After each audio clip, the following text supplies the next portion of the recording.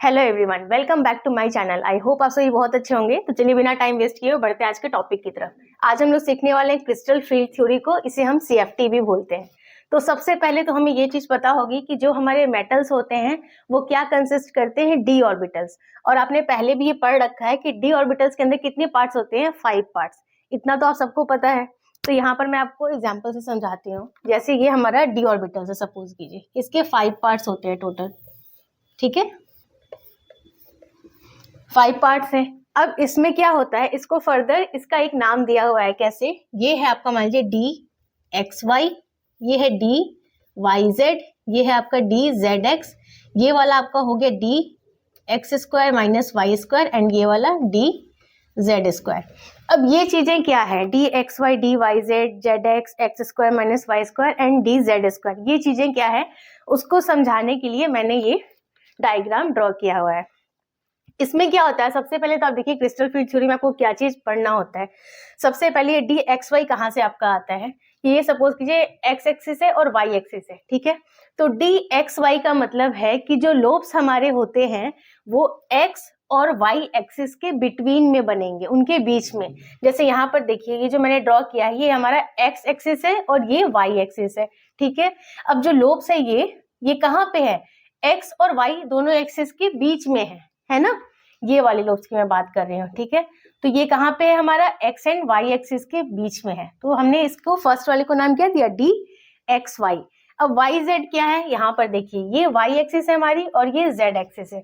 अब इसमें भी जो लोब्स बन रहे हैं वो कहाँ पर बन रहे हैं, Y एंड Z एक्सिस के बीच में। ये देखिए, ये दोनों के बीच में बन रहा है, Y axis and Z axis के बीच में है ये लोब्स।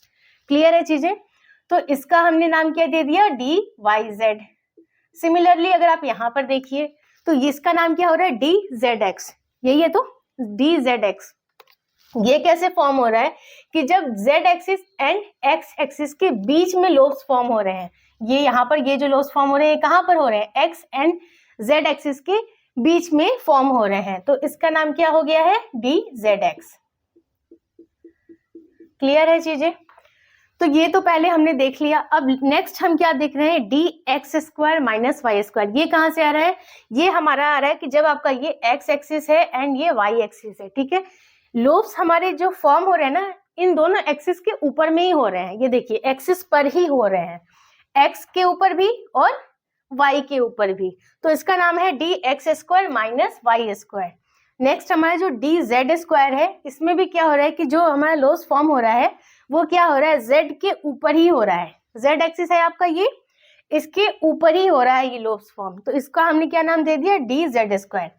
जब तो आपके लोब्स बिटवीन में फॉर्म हो रहे हैं, बीच में फॉर्म हो रहे हैं दो एक्सिस के, तब उसका नाम कैसे है, DXY, DYZ, DZX।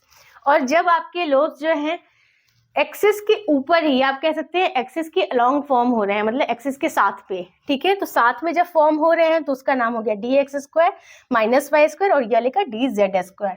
अब ये T2G ऑर्बिटल्स क्या है, जब आपके लोब्स जो हैं बिटवीन द एक्सिस फॉर्म हो रहे हैं, एक्सिस के बीच में फॉर्म हो रहे हैं, तो इन कितने टाइप्स के आपके लोब्स फॉर्म हो रहे हैं, ऐसे ये 3 टाइप है ना, ये DXY, YZ एंड ZX।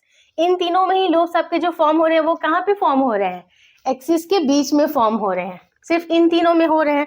तो जो इन तीनों का नाम होगा वो, इसको हम बोलते हैं, इन तीनों को मिलाकर कॉमनली नेम क्या बोलते हैं, T2G ऑर्बिटल्स। ये तीनों हैं आपके T2G ऑर्बिटल्स। और जब आपके लोब्स कहाँ पे फॉर्म हो रहे हैं, एक्सिस के ऊपर फॉर्म हो रहे हैं, तब हम बोलते हैं, इन दो में ही फॉर्म हो रहे हैं ऐसे लोब्स के ऊपर, तब हम इनको बोलते हैं EG ऑर्बिटल्स। तो ये है हमारे T2G ऑर्बिटल्स और ये है हमारे EG ऑर्बिटल्स। ठीक है, अब इतनी चीजें आपको क्लियर हो गई कि मेटल जो होता है आपका वो कंसिस्ट करता है डी ऑर्बिटल्स।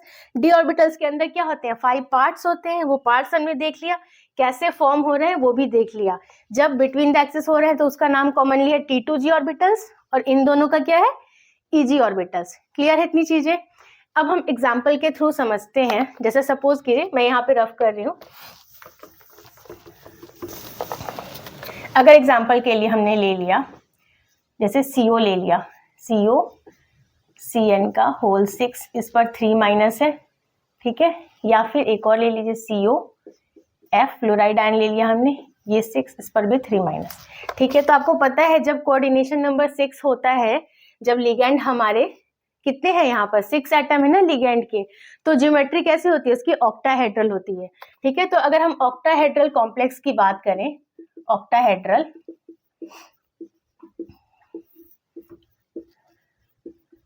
ऑक्टाहेड्रल कॉम्प्लेक्स की अगर मैं बात करूं, तो इसमें क्या होता है ऑक्टाहेड्रल कॉम्प्लेक्स में, कि आपको पता होगा कि जब 6 टोटल लिगेंड होते हैं तो उसकी ज्योमेट्री होती है ऑक्टाहेड्रल। अब इसके लिए अगर आपको क्रिस्टल फील्ड थ्योरी निकालनी है तो आप कैसे इसके लिए बताओगे, कि सबसे पहले तो आपको क्या करना है, ये 5 आपको जो डी ऑर्बिटल्स मैंने बताए हैं इनको बना लेना है। ठीक है, तो जैसे यहाँ पर आपने बना लिया, डी ऑर्बिटल्स के 5 पार्ट्स हैं, आपने पहले इसको ड्रॉ कर लेना है। ठीक, इसका नाम है D X Y, D Y Z, D Z X, D X square minus Y square and D Z square. ठीक है, इसका जो नाम होता है इसको हम क्या बोलते हैं, ये जो 5 पार्ट हैं आपके, इनको बोलते हैं डीजेनरेट डी ऑर्बिटल्स। ठीक है, ये सब मैं रफ कर रही हूँ, आप यहीं पे नोट डाउन कर लीजिएगा इन सारी चीजों को। इसको हम बोलते हैं डीजेनरेट डी ऑर्बिटल्स। किसके हैं डी ऑर्बिटल्स, ये मेटल एटम के। ठीक है, तो ये आपका क्या हो गया, degenerate D orbitals of metal atom. ठीक है, अब ये सबसे पहले आपको ये ड्रॉ कर लेना है। अब क्या होता है इसमें आपके क्रिस्टल फील्ड थ्योरी में, कि ये जो आपके डी ऑर्बिटल्स है ना, इन सारे डी ऑर्बिटल्स की एनर्जी क्या होती है ना, सेम होती है, सेम एनर्जी। ठीक है, इनकी एनर्जी सेम होती है, लेकिन क्रिस्टल फील्ड थ्योरी में आपको इसी चीज को पढ़ना है कि जब ये आपके जो 5 डी ऑर्बिटल्स हैं, ये जो है इनकी एनर्जी जो है वो क्या होगी, कि यहाँ से जैसे आप इसको ऐसे ड्रॉ कीजिएगा, यहाँ से ये जो डी ऑर्बिटल्स फिर से आपको 5 बनाने होंगे, इनकी एनर्जी क्या होगी ना, चेंज हो जाएगी। इसको हम लोग बोलते हैं कि यहाँ पर जो ये एनर्जी चेंज हो रही है, इसको मैं आगे फर्दर आपको एक्सप्लेन करूंगी कैसे हो रही है, इसको हम बोलते हैं नॉन डिजेनरेट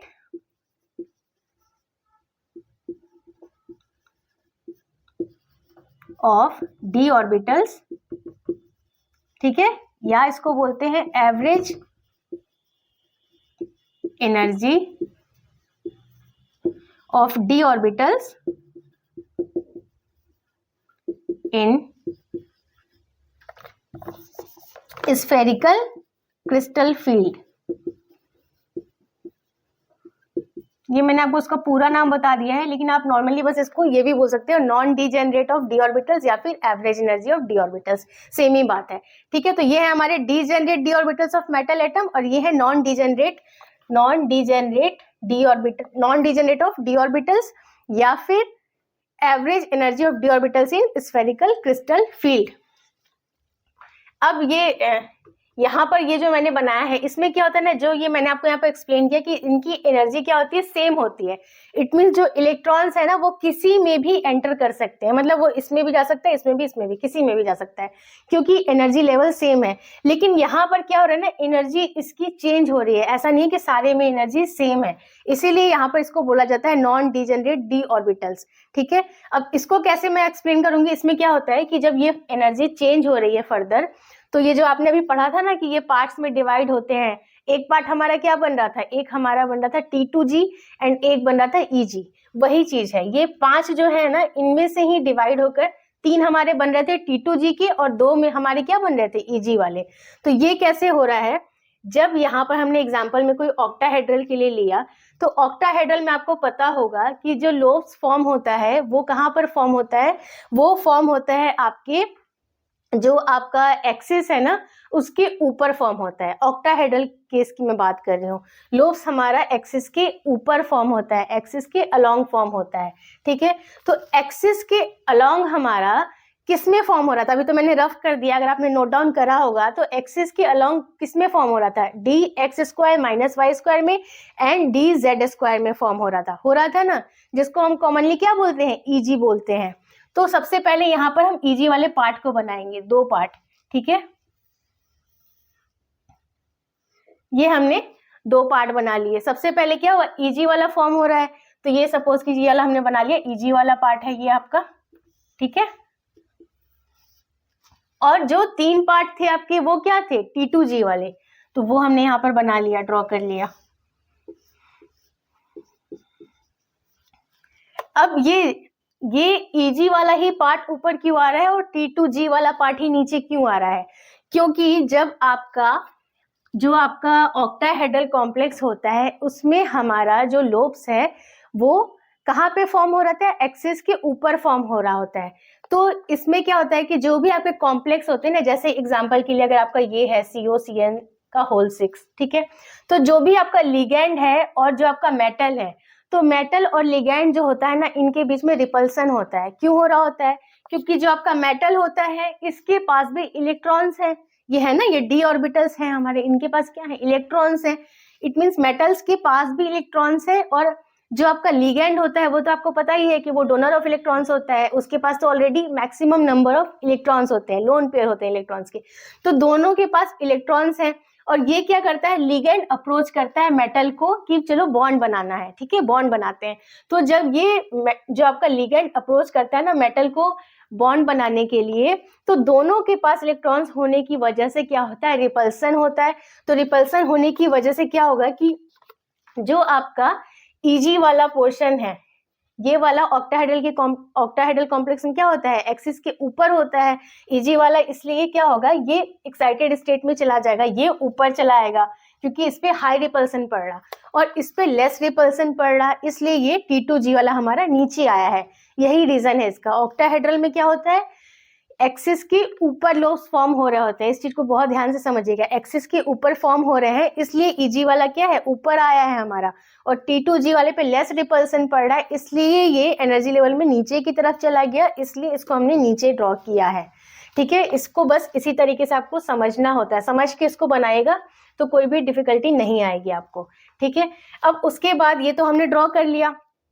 अब ये जो आपका टोटल, ये जो आपका एनर्जी का जो डिफरेंस आ रहा होता है, ये EG और T2G, जो एनर्जी डिफरेंस आ रहा होता है ना इन दोनों में, इसी को हम बोलते हैं, जो ये है ना क्रिस्टल फील्ड, इसी को हम बोलते हैं क्रिस्टल फील्ड स्प्लिटिंग एनर्जी, या फिर कहीं कहीं पे इसको क्रिस्टल फील्ड स्टेबिलाईजेशन एनर्जी भी बोलते हैं, CFSE। ठीक है, इसको बोलते हैं क्या, CFSE को, क्रिस्टल फील्ड स्प्लिटिंग एनर्जी।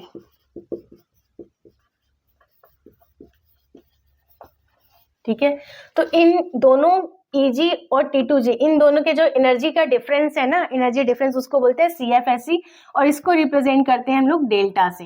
ठीक, अब अगर हम ये ऑक्टाहेड्रल कॉम्प्लेक्स की बात कर रहे हैं तो ऑक्टाहेड्रल का O यहाँ पर हम लगा देंगे, तो इट मीन्स ये डेल्टा O या डेल्टा नॉट भी बोलते हैं इसको। ठीक है, तो ये हमने O लगाया ऑक्टाहेड्रल कॉम्प्लेक्स की वजह से। अब यहाँ पर आप देखिए, अब जो EG वाला पार्ट है और T2G वाला पार्ट है, इसको आप सॉल्व कैसे करेंगे, जैसे आपका ये T2G है, ठीक है, तो यहाँ पर देखिए total number of d orbitals आपके कितने हो रहे थे, 5 थे टोटल। तो सबसे पहले डिनोमिनेटर में हम क्या कर लेंगे, 5 लिख लेते हैं। ठीक है, ये हमने 5 लिख लिया, क्लियर है चीजें। अब उसके बाद यहाँ पर जो इनकी एनर्जी क्या हो रही थी, यहाँ पर कम हो रही थी ना, नीचे हमने तो लेस एनर्जी वाले को ही लिखा है, तो ये किसके कंपैरेटिवली कम हो रहा है, ये जो दो हमारे d ऑर्बिटल्स के पार्ट हैं इनके कंपैरिजन में इसकी एनर्जी कम हो रही है ना, इन तीन की। तो जिसके कंपैरिजन में हो रहा है ना उसको यहाँ पर लिखेंगे, कितने के, 2 के, तो यहाँ पे हमने लिखा 2, और एनर्जी यहाँ पे कम हो रही तो हमने लगाया -2/5। अब यहाँ पे सेम लिखना है आपको EG के लिए, तो EG के लिए हम क्या लिख लेंगे, सबसे पहले तो डिनोमिनेटर में आपका क्या आ जाएगा, 5, क्योंकि 5 है टोटल d ऑर्बिटल्स। अब इन दो की एनर्जी हाई हो रही है किसके कंपैरिजन में, इन 3 d ऑर्बिटल्स के कंपैरिजन में, तो यहाँ पे हमने लिख दिया 3, और हाई हो रही है तो हमने साइन क्या लगा दिया, प्लस का। क्लियर है चीजें ये, ठीक है। अब इसको आप सॉल्व कर लीजिए। अब जब आप इसको सॉल्व करेंगे, और यहाँ पर एक और चीज हमने क्या करा था कि इसको रिप्रेजेंट करते हैं ना डेल्टा से, अभी मैंने बताया था, तो यहाँ लगा लीजिए डेल्टा, और ऑक्टाहेड्रल की बात चल रही है तो यहाँ पे लगा लीजिए O, यहाँ पर भी लगा लीजिए डेल्टा, और यहाँ पर लगा लीजिए O। क्लियर है इतनी चीजें, ठीक है। तो ये वाला आपका जो पोर्शन है, ये वाला आपका पोर्शन, ये है EG वाला पार्ट, और ये वाला आपका जो पोर्शन है ये है हमारा T2G वाला पार्ट। क्लियर है, और इन दोनों के बीच का जो डिफरेंस था वो है डेल्टा, यानी CFSE crystal field splitting energy. ठीक है, क्लियर इतनी चीजें। अब इसको सॉल्व कर लीजिए। अब यहाँ पर वैल्यू क्या आ जाएगी, Eg इज इक्वल टू कितना हो जाएगा आपका, इसको सॉल्व करेंगे आप जब, तो ये क्या हो जाएगा 0.6 डेल्टा ओ प्लस का। ठीक है, और ये T2G आपका क्या हो जाएगा, यहाँ पे क्या माइनस है, ये हो जाएगा आपका 0.4 डेल्टा ओ। क्लियर है इतनी चीजें। Eg की वैल्यू आपने कैलकुलेट कर ली, कितनी आ गई, plus 0.6 delta O, and T2G आ गया आपका माइनस का 0.4 डेल्टा ओ। अब ये अगर आपको एग्जाम में दे लिखने के लिए, तो आप इसको इजीली इलेबोरेट कर सकते हैं ना कि क्रिस्टल फील्ड थ्योरी आपकी क्या हो गई। सबसे पहले तो आप उसको एक्सप्लेन कीजिए कि जो हमारा मेटल होता है वो कंसिस्ट करता है डी ऑर्बिटल्स। डी ऑर्बिटल्स के फर्दर कितने पार्ट होते हैं, 5 पार्ट होते हैं। कौन कौन से, ये सारे पार्ट्स, इसको आप लिख दीजिएगा dxy dyz d उसके बाद zx dx square minus Y square and then dz square. अब इन सारे पार्ट्स को आप अच्छे से एक्सप्लेन कर दीजिएगा डायग्राम बना के, कैसे जैसे मैंने अभी बताया था ना कि जब लोब्स आपके बिटवीन होते हैं तो क्या हो रहा होता है, dxy yz एंड zx। उन तीनों को आपको कॉमनली क्या बोलते हैं, T2G बोलते हैं। देन हमारा जो लोब्स हमारे फॉर्म हो रहे होते हैं एक्सिस के ऊपर, उसमें क्या होता है dx square minus Y square and then dz square. इन दोनों को हम बोलते हैं क्या, Eg। क्लियर है इतनी चीजें। इन सारी चीजों को आप एक्सप्लेन कीजिएगा। उसके बाद आपको क्या करना है, उसके बाद आप ड्रॉ कीजिएगा ये 5 d ऑर्बिटल्स, इनको बोलते हैं ना degenerate d orbitals of metal atom. इनकी एनर्जी सेम होती है, बट यहाँ पे चेंज कहाँ पे आ रहा होता है कि जब इसको हम क्रिस्टल फील्ड थ्योरी बना रहे होते हैं तो ये क्या हो रहा होता है कि इसकी जो एनर्जी है वो चेंज हो जाती है। यहाँ पर जब चेंज हो रही होती है तो उसको क्या बोलते हैं, नॉन डीजेनरेट डी ऑर्बिटल्स। ये बोलने का रीजन ही है ये नॉन डीजेनरेट, मतलब यहाँ पर बोल रहे थे कि इनकी जो डीजेनरेसी है वो कम हो रही है, लूज हो रही होती है। यहाँ पे बोलते हैं ना इस वाले डायग्राम को, जो ये आपने 5 पार्ट बनाया है, इसके बाद यहाँ पे बोलते हैं कि डीजेनरेसी इसकी क्या हो रही है, लूज हो रही है। तो उसी चीज को आपको एक्सप्लेन करना है कि डीजेनरेसी लूज हो रही है, उसका क्या मतलब है कि इसकी जो एनर्जी लेवल है वो डिस्टर्ब हो रही है, कह लीजिए कि सेम नहीं रह रही है। जैसे यहाँ पर सेम है बट यहाँ पर डिफरेंट है। ठीक है, तो इसको हम बोलते हैं नॉन डीजेनरेट डी ऑर्बिटल्स। ठीक है, या इसको बोलते हैं कि यहाँ पर डीजेनरेसी इसकी लूज हो रही है। ठीक है, लॉस ऑफ डीजेनरेसी, या इसको ये भी बोलते हैं average energy of D orbitals. इतना भी आप लिख सकते हैं, average energy of D orbitals किसका है, ये एवरेज एनर्जी डी ऑर्बिटल्स के मेटल एटम का है, तो लिख दीजिएगा। इतना जरूरी नहीं है कि आप लिखिए इन स्फेरिकल क्रिस्टल फील्ड, मन करे तो लिख दीजिएगा, भूल जाइएगा तो सिर्फ इतना मेंशन करिएगा average energy of D orbitals. Clear है इतनी चीजें। फिर क्या कीजिएगा, इसको फर्दर डिवाइड कीजिएगा। एग्जाम्पल जो भी आपका क्वेश्चन में अगर पूछा हुआ है तो उसके अकॉर्डिंग, अगर नहीं पूछा तो खुद से एग्जाम्पल दे के बताइएगा। अगर ऑक्टाहेड्रल का कोई केस आपने लिया है तो उसमें क्या होता है, हमारी ज्योमेट्री ऑक्टाहेड्रल जब फॉर्म हो रही होती है तो उसमें क्या होगा कि ऑक्टाहेड्रल में एक्सिस के ऊपर लोब्स फॉर्म हो रहे होते हैं। ठीक है, एक्सिस के अलोंग, और एक्सिस के अलोंग कब होते हैं हमारे इस केस में, Eg वाले में। तो Eg वाला हमारा ऊपर चला गया हायर एनर्जी लेवल में, और बाकी T2G वाला हमारा नीचे चला आया, क्योंकि इस पे हाई रिपल्सन पड़ रहा था और इस पे लेस रिपल्सन पड़ रहा था। जो मैंने आपको एक्सप्लेन किया उसको आप अच्छे से लिखिएगा। देन उसके बाद आप क्या कीजिएगा कि इसको बताइएगा कि Eg और T2G के बीच के डिफरेंस को बोलते हैं CFSE, crystal field splitting energy. उसको रिप्रेजेंट करते हैं डेल्टा से। ऑक्टाहेड्रल का केस है तो O लगाएंगे। ठीक है, इन सारी चीजों को लिखिएगा। उसके बाद आपको क्या करना है, उसके बाद आपको यहाँ पर इस चीज को बताना है कि T2G को आप कैसे कैलकुलेट कर रहे हैं। 5 है टोटल डी ऑर्बिटल, तो डिनोमिनेटर में हमने 5 लिया, और किसके कंपैरिजन में इसकी एनर्जी लो हो रही है, लो एनर्जी 2 की, तो यहाँ हमने लिखा 2, लो हो रही एनर्जी इसलिए माइनस लगाया। यहाँ पर 5 लगाया डिनोमिनेटर में, और किसके कंपैरिजन में इनकी हाई एनर्जी हो रही है, 3 जो आपके डी ऑर्बिटल्स हैं इनके कंपैरिजन में, तो हमने यहाँ लगाया प्लस का 3, डेल्टा ओ लगा दिया। इसको सॉल्व कर लिया, ये हो गया हमारा 0.6 डेल्टा ओ, और ये हो गया हमारा माइनस 0.4 डेल्टा ओ। तो इतनी ही टोटल चीजें आपको एक्सप्लेन करनी है क्रिस्टल फील्ड थ्योरी में, और आपको फुल मार्क्स इसमें मिल जाएगा अगर आपने इतने अच्छे से सारा कुछ एक्सप्लेन कर दिया है। तो इसमें कुछ भी आपको याद भी नहीं रखना है, आप बस इसको समझ के डायग्राम को ड्रॉ कर दीजिएगा। वहीं अगर आपको टेट्राहेड्रल वाला केस दे दे, या तो ऑक्टाहेड्रल वाला देगा या टेट्राहेड्रल, यही तो आपको पढ़ना होता है क्रिस्टल फील्ड में। अगर टेट्राहेड्रल वाला कॉम्प्लेक्स दे दे तो उसमें क्या होता है कि जो आपके लोब्स फॉर्म हो रहे होते हैं वो कहाँ पे होते हैं, एक्सिस के बिटवीन में फॉर्म हो रहे होते हैं लोब्स टेट्राहेड्रल में। तो वो हमने पढ़ा है अभी ऑलरेडी, जब एक्सिस के बिटवीन में फॉर्म होते हैं तो क्या होता है, वो T2G वाला केस होता है ना, इन तीन में होता है सॉरी इन तीन में होता है ना लोब्स फॉर्म एक्सिस के बिटवीन में। तो ये वाले केस के लिए आप ये सब तो सेम ही बनाएंगे ना, पहले इतना बनाने के बाद चेंज कहाँ पे आएगा कि जो आपका T2G है इसकी एनर्जी अब हाई हो जाएगी।